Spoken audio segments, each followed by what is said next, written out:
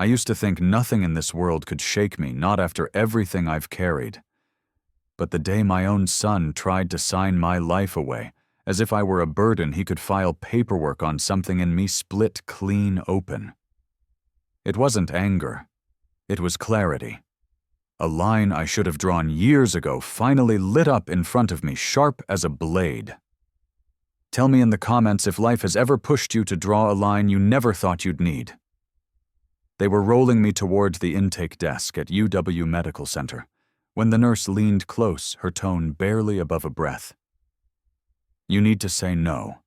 Don't sign anything. Her warning landed harder than the wheels bumping along the floor. The folder for my surgery rested against my ribs. My hand tightened around it without thinking.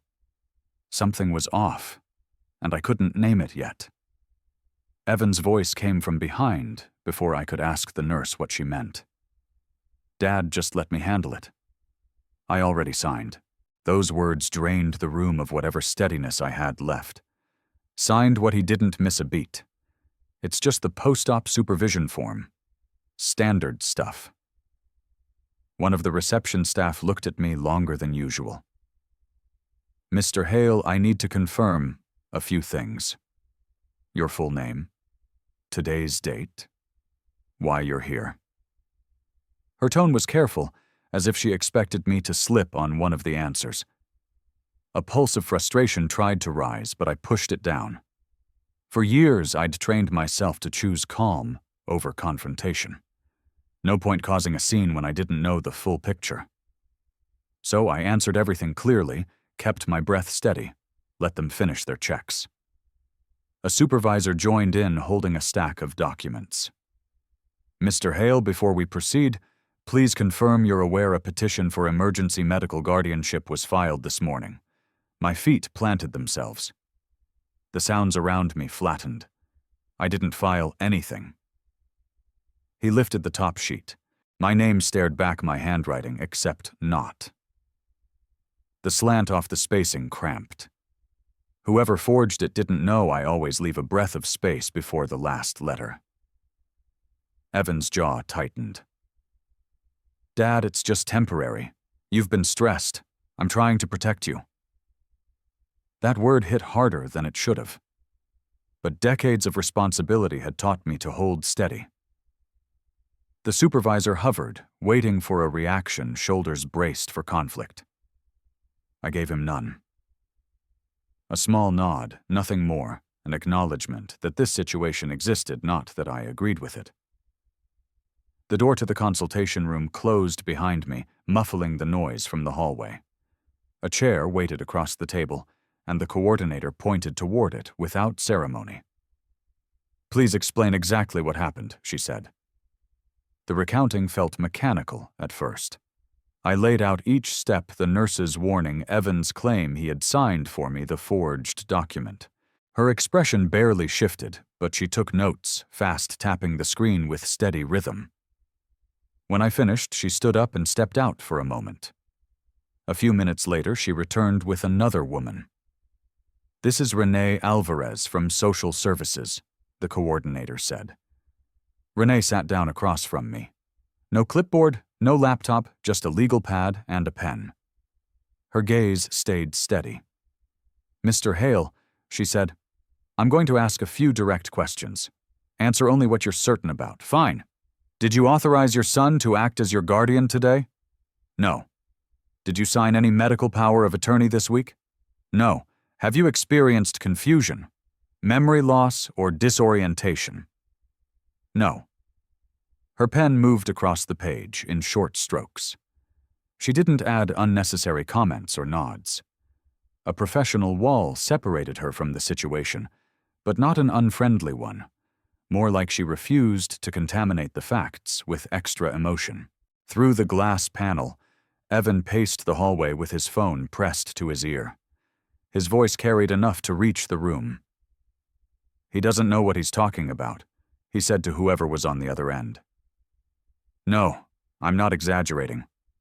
Dad hasn't been fully aware for days. Another sentence followed, lower but audible. I'm doing what's best for him. Someone has to. Renee paused her writing. Is that your son? Yes? And do you know who he's talking to? No idea. Could be anyone in the family.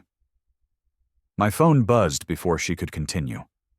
A call from my aunt, one who rarely contacted me unless it was a holiday. I let it ring, but a text arrived right after. Why are you giving Evan such a hard time? He's trying to help you. Another buzz. You need to let people support you. You raised him alone. Stop pushing him away. Family members I hadn't heard from in months were suddenly spilling advice as if they knew the situation better than I did. The version Evan fed them had taken shape, fast spreading through our relatives like a wildfire that didn't need sparks, just gossip. Renee watched the messages appear across my screen. You don't have to respond, she said. I know. But each alert chipped at something steady in me. A lifetime of being the dependable one made it hard to realize how fragile loyalty could be. Evan had always been quick to grab sympathy, but seeing relatives believe him so easily left a new kind of sting. Another message popped up from Evan this time. Dad just signed the damn form. The surgery is getting delayed because of you. Then a second. Stop making this complicated. I'm trying to protect you, but you're being unreasonable. Renee cleared her throat gently. Would you like me to explain your rights before we continue? Yes. She pulled out a slim document from her folder and placed it in front of me. This outlines what you're entitled to as a patient. No one, not a family member, not a caretaker, can override your decision unless a court evaluates you as medically incompetent. That hasn't happened. You're in full control. The paper wasn't long, but every line steadied me a little more. Knowing I wasn't legally backed into a corner helped cut through the fog Evan had stirred up. A knock interrupted us. The coordinator peeked in. We've escalated the case due to inconsistencies in the paperwork. The hospital's legal department is now involved. Social services will stay until the matter is resolved. Renee nodded and turned back to me. You're doing the right thing by clarifying the facts early. Things can spiral if we don't address them fast. Her tone wasn't warm, yet it anchored me better than any comforting gesture would have. My phone vibrated again.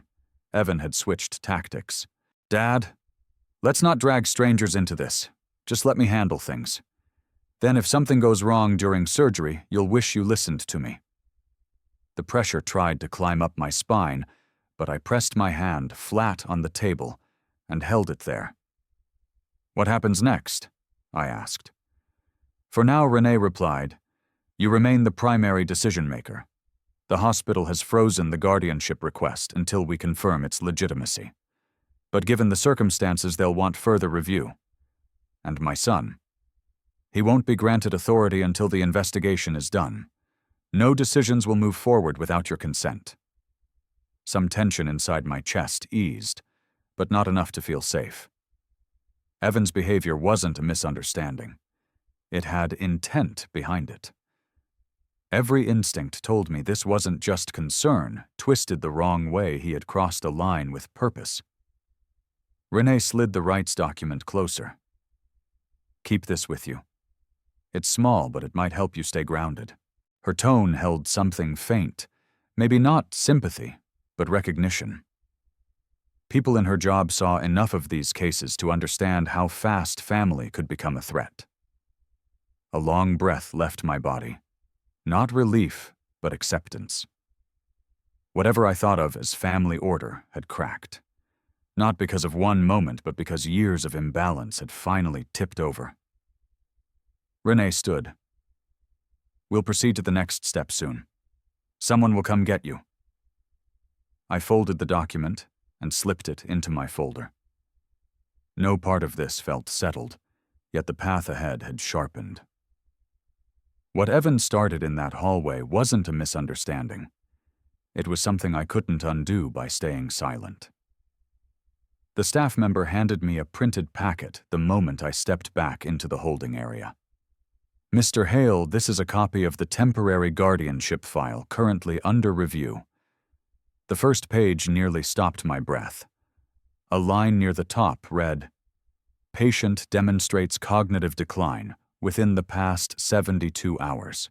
No doctor had evaluated me for that. No one had even suggested it." The statement felt planted, the kind of phrase that triggers automatic procedures in a hospital procedures built for people who cannot advocate for themselves. Before I could look deeper, my phone buzzed. A text from my neighbor, Tom. "Saw your son last night carrying a pile of papers out of your place. Thought you guys were prepping for something. You okay?" Another message followed almost instantly. "Didn't want to bother you, but he seemed in a hurry. Didn't look like his stuff." My grip tightened around the phone. Those papers? Were they mine? Financial statements, medical files, personal notes. The idea that Evan might have walked out of my home with documents I trusted him around settled over me like a slow spread of cold. Maybe I'd been careless. Maybe I'd talked too openly about the surgery. Maybe he had been planning something longer than I wanted to believe. A bitter thought formed. Perhaps the guardianship wasn't a panicked decision. It might have been staged well before today. A nurse interrupted my spiral. "Mr. Hale, your son called the desk. He expressed concern that you're showing signs of paranoia. We're required to log that." The words hit like an accusation wrapped in policy. What exactly did he say? She hesitated. That you're misinterpreting events and feeling threatened by people who are trying to help. My jaw set. Evan wasn't just bending a narrative, now he was choosing phrases designed to trigger protective protocols, words that hospitals can't ignore. A different coordinator approached, tablet in hand. "Due to the conflicting reports, we'll need to do a re-evaluation of your decision-making capacity.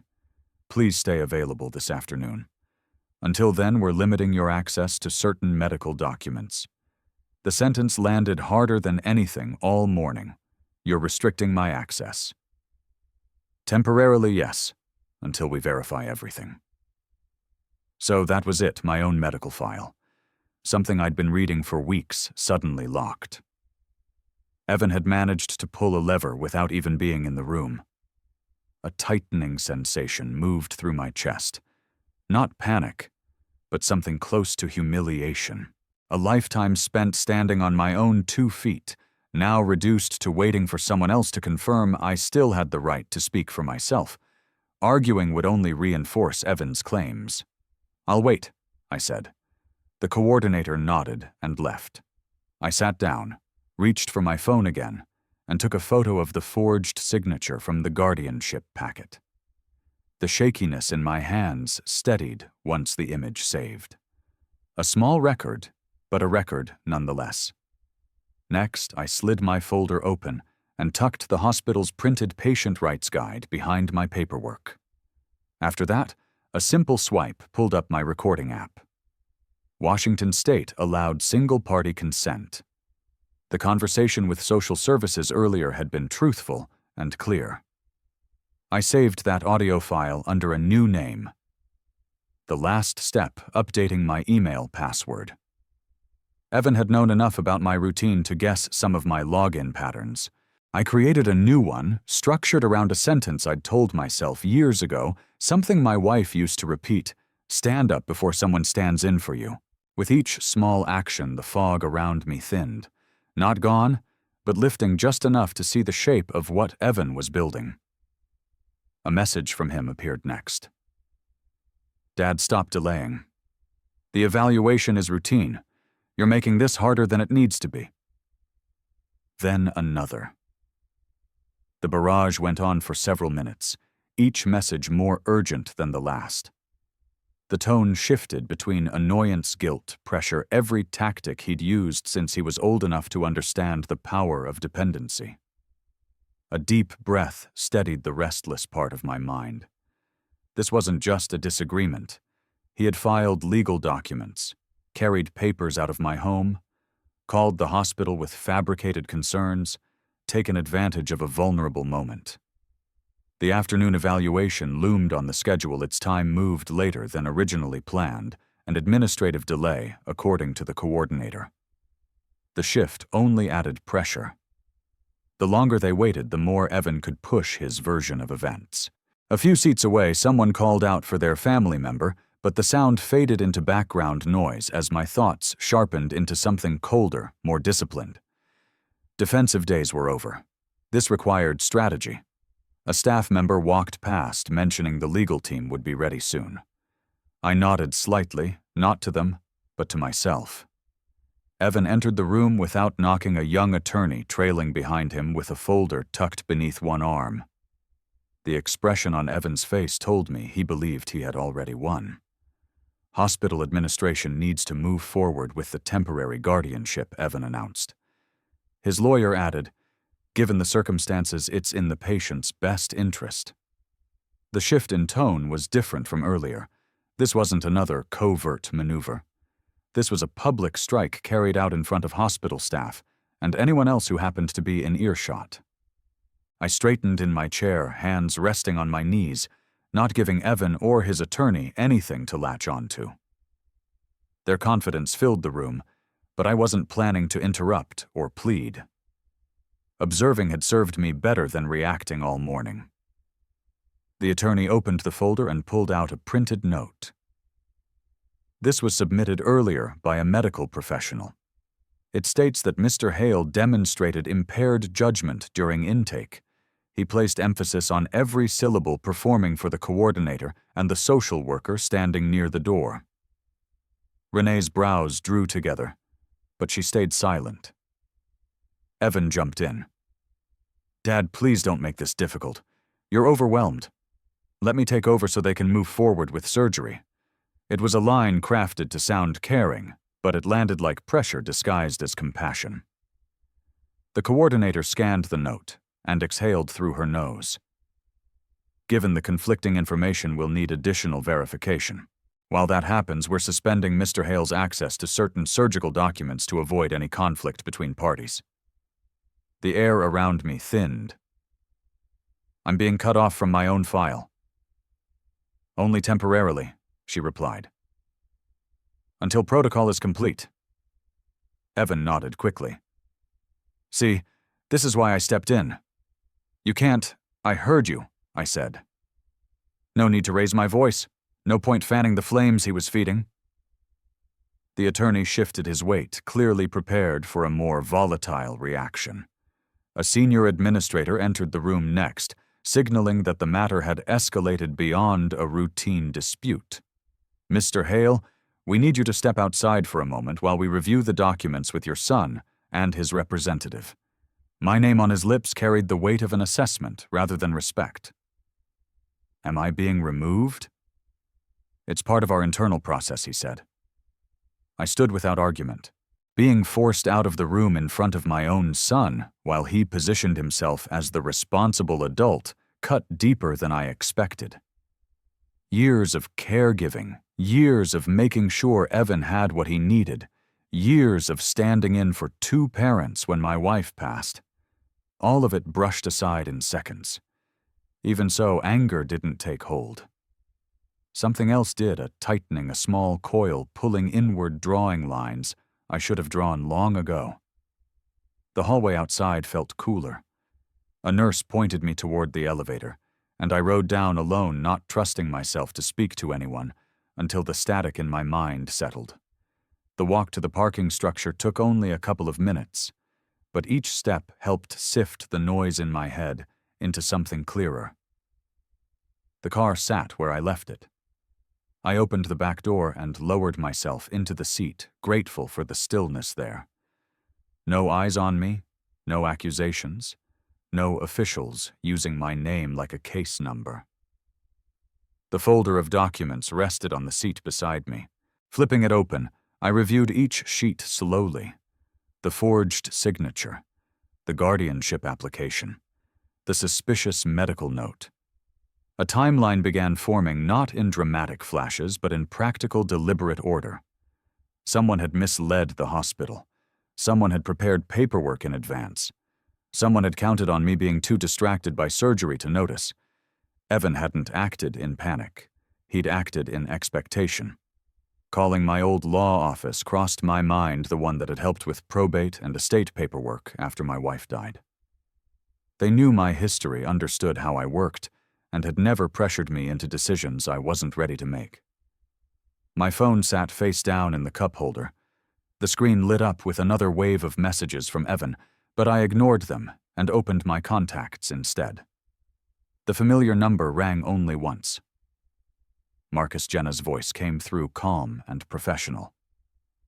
"I need help," I said. "Tell me where you are." "UW parking structure. Stay there. I'll meet you or call ahead depending on what you're dealing with." "I'll explain," I said, and proceeded to lay out the basics. She listened without interrupting. "All right," she said after a moment. "Come to our office across the campus. We'll handle the rest from this side." The call ended. No judgment, no surprise, no assumptions, just a plan. Jenna's receptionist ushered me straight through the lobby the moment I walked in. No waiting, no paperwork. "Emergency review from UW Medical Center," she said. "Ms. Coleman will see you now."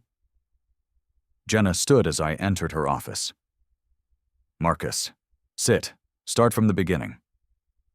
Her laptop opened with a brisk click, fingers poised over the keys. The recounting came easier this time, not because the story was simpler, but because shock had worn off.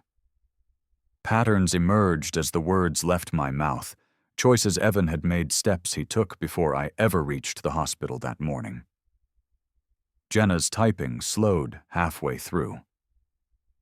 "Hold on," she murmured, pulling up a scanned copy of the guardianship file.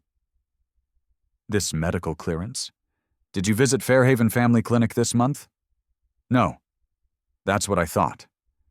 She rotated the screen toward me. Evan had submitted a doctor's note from a clinic I'd never stepped foot in. The statement claimed I'd been evaluated for cognitive inconsistencies 2 days earlier. The signature at the bottom was from a provider whose name I didn't even recognize. "That document alone is enough to trigger a provisional guardianship review," Jenna said. "Hospitals are trained to respond to red flags like this." Her brows knit not in surprise, but in calculation. She knew what forged records meant in a case like mine.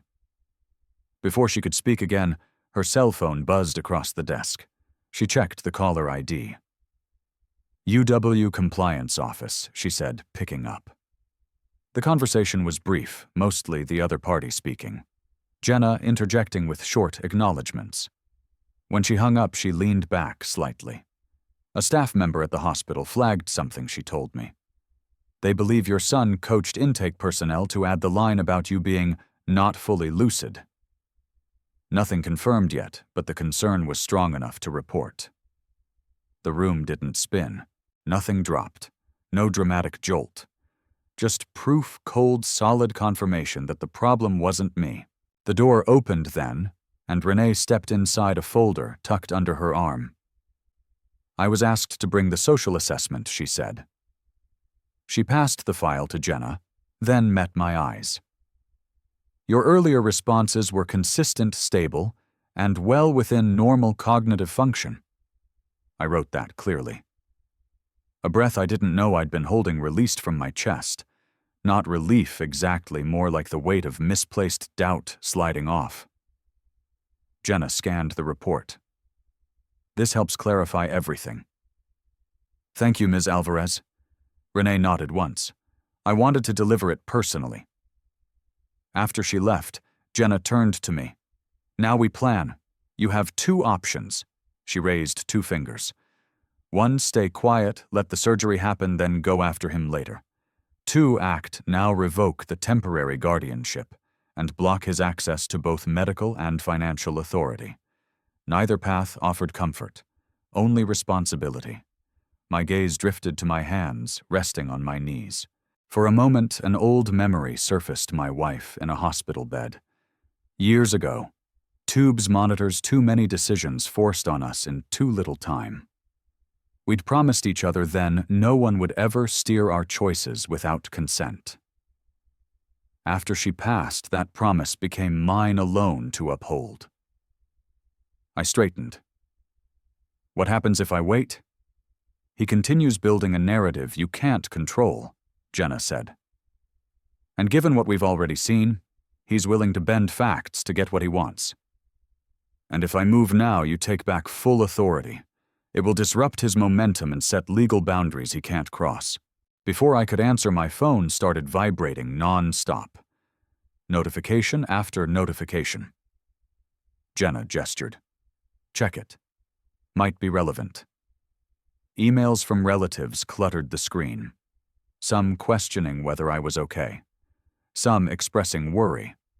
Others stating Evan told them I was experiencing temporary memory loss and not entirely safe making medical decisions alone. One message from my cousin read, Evan said, "You froze during intake and couldn't answer basic questions." Is that true? Jenna's jaw tightened. He's running a campaign. Another email loaded. He told us you wandered off during a pre-op briefing. Please let Evan support you. Every word twisted the truth, just enough to sound believable to people who didn't see what actually happened. Jenna folded her hands.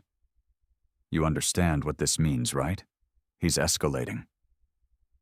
The restraint in her voice underscored the urgency more than anything else. He wasn't confused. He wasn't scared. He was orchestrating. Something sharper formed in me, a steady acceptance that the situation had traveled far beyond a family disagreement. This was control masquerading as concern. I'm not letting him decide for me, I said. Jenna didn't smile, but something in her posture eased. Then we moved forward. Her fingers flew across the keyboard again, drafting the counter-petition. We'll file to suspend the temporary guardianship request and immediate review, and notify UAW's legal department that your medical rights cannot be overridden. She made call after call, hospital legal compliance oversight, and administrative judge on duty. There was no dramatic whirl, just efficient steps executed with the precision of someone who'd handled dozens of cases like this. While she worked, I looked at the documents spread across her desk. My life laid out in papers, signatures, false claims, and evidence. The thought landed sharply. Evan had tried to seize every lever of control I had. When Jenna ended her last call, she gathered the first batch of forms. These need your signature, she said. Once they're submitted, the hospital must freeze his access until the review is complete. My pen met the page. The ink dried fast. No hesitation. No wavering. Jenna stacked the finished forms. Good. I'll deliver these now and loop back once I hear from UW's counsel. She led me into a smaller conference room down the hall, a space used for urgent filings and document prep. She closed the door with a firm motion, pulled a legal pad toward her, and opened her laptop. All right, she said. We build the case piece by piece. The shift in her tone grounded me. Whatever storm Evan was stirring up outside this building, what happened here needed precision, not panic.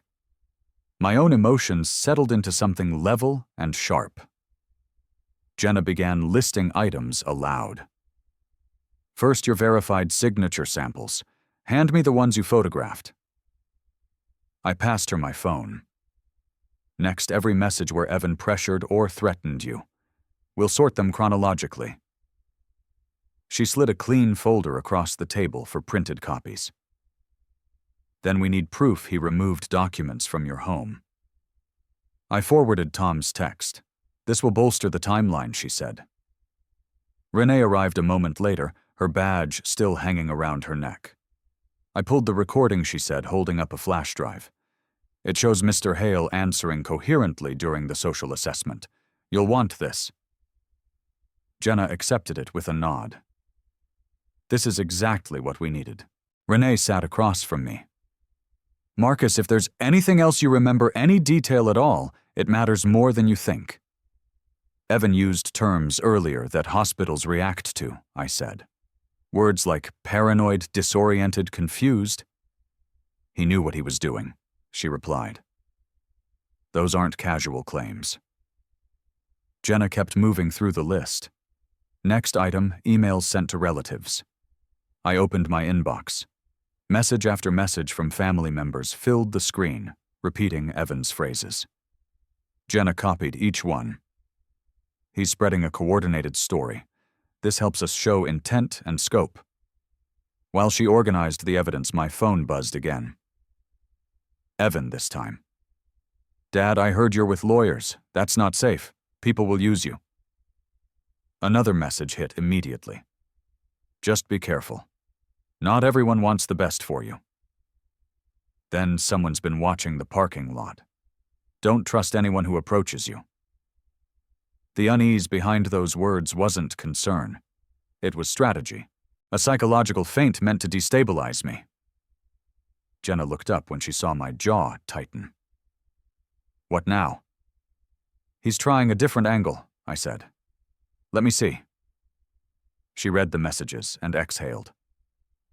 He's escalating. This suggests he knows we're gathering evidence. She clicked through another window, checking something on her professional dashboard. Her expression sharpened. Marcus, have you logged into your secondary bank account today? No. There's a login from an unfamiliar device. Same region, but not your IP. A cold steadiness rolled through me.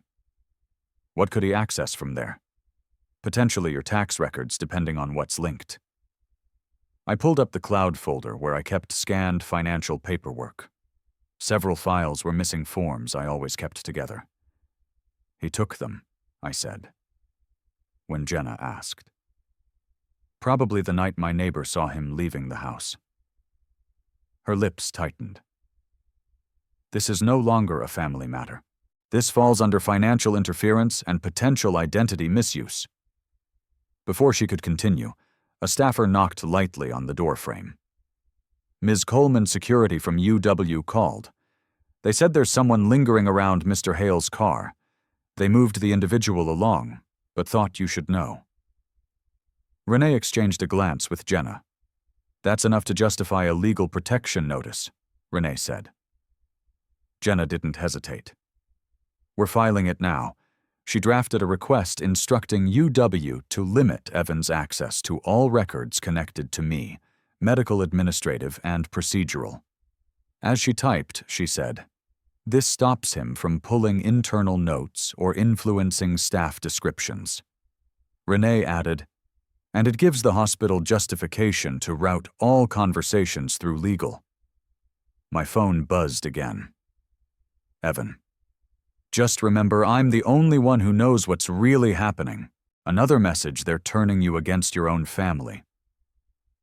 The words were calculated to strike old wounds, guilt, responsibility, fear of abandoning the last piece of my family. Those were the buttons he'd relied on for years. They didn't land the same way now. Jenna printed a stack of documents and handed them to me for signing. These are to secure your autonomy while the investigation progresses. If he attempts anything else, the hospital must treat it as a breach. Signing each form didn't feel victorious, just necessary. My hand moved smoothly every stroke, erasing a piece of the narrative Evan had constructed. They continued compiling everything: screenshots, transcripts, images, logs, timestamps. The neat pile grew into a structured case. Not revenge, not retaliation. Just truth arranged clearly enough for anyone to see. Renee packed her notebook. I'll deliver the updated report to hospital compliance. They'll confirm you've been cooperative and consistent. She paused before stepping out. What Evan is doing? It fits a pattern. People who cross boundaries aggressively rarely stop on their own. Jenna agreed. He's not finished. But neither are we. The last of the files slid into the binder Jenna prepared. Take a breath, she said. We're ahead of him now. I gathered the binder, the flash drive, and the printed notes. Not as armor, but as tools. Each item represented a line I should have drawn years earlier, but was drawing now clean and final. Jenna stepped out to make another call, leaving me alone in the conference room for a moment. The empty chair across from mine still held the shape of what this day had become, no longer a misunderstanding or a family disagreement. Something larger was unfolding, and I was standing directly in the center of it. When Jenna returned, she motioned toward the hallway. "We need to deliver the first packet immediately. Come with me." The hospital called the emergency meeting before noon and moved us into a conference room near the administrative wing. Chairs filled quickly 2 hospital attorneys, a compliance officer, a representative from social services, and the coordinator who handled my intake. Evan arrived last, flanked by his young lawyer and a cousin from my late wife's side of the family. He must have chosen her deliberately, someone who carried emotional weight in the family tree. The meeting started without small talk. The compliance officer spoke first. "We're reviewing whether the temporary guardianship petition should be revoked. Both parties will present relevant information."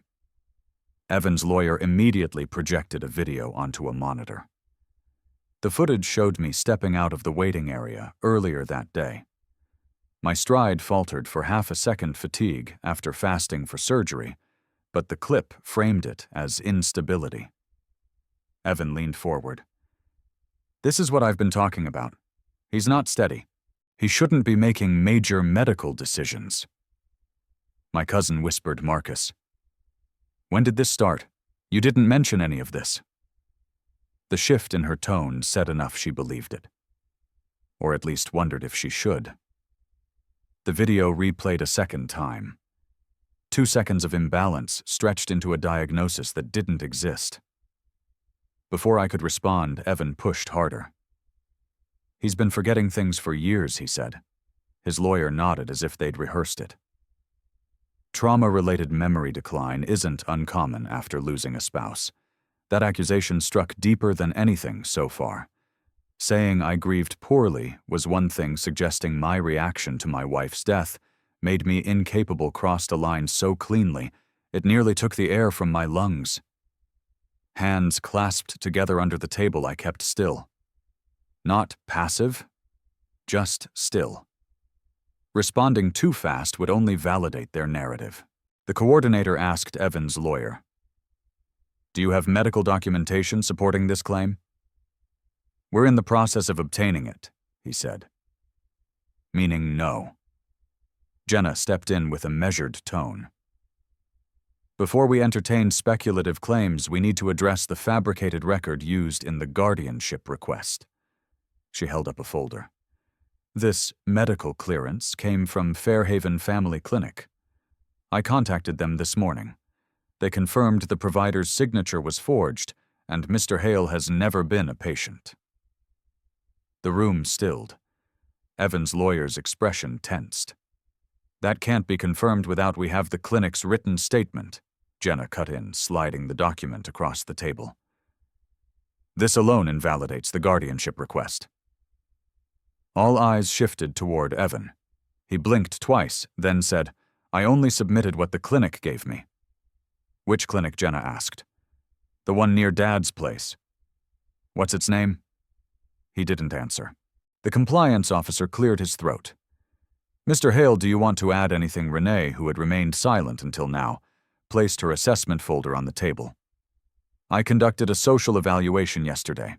Mr. Hale demonstrated full cognitive capacity, memory orientation, comprehension, reasoning. No red flags." The officer nodded slowly. "Thank you, Ms. Alvarez." Evan's cousin tried to interject. Maybe he was having a bad morning.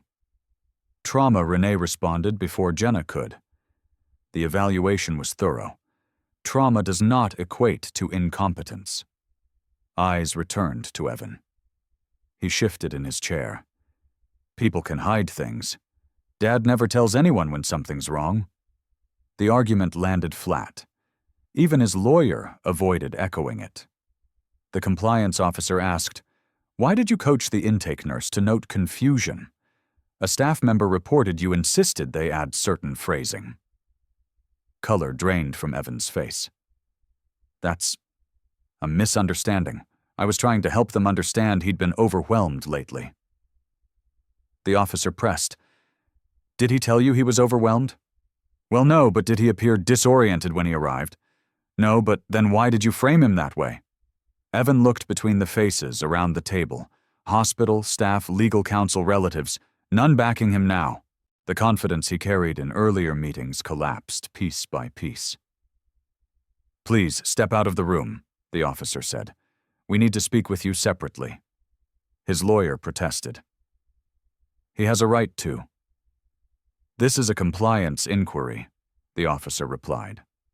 We're not debating. Evan stood stiffly and followed the staff member to the hallway. I didn't turn toward him. The urge to meet his eyes passed quickly. What mattered wasn't confrontation, it was clarity. A long breath pushed through my chest. Not relief, but something close to release. The officer refocused on the table. Given the forged record, the attempted interference with intake documentation, and the lack of medical justification, the hospital is suspending all of Evan Hale's access to Mr. Hale's files pending full investigation. No dramatic gasp, no applause, just a shift in the air authority moving back to where it belonged.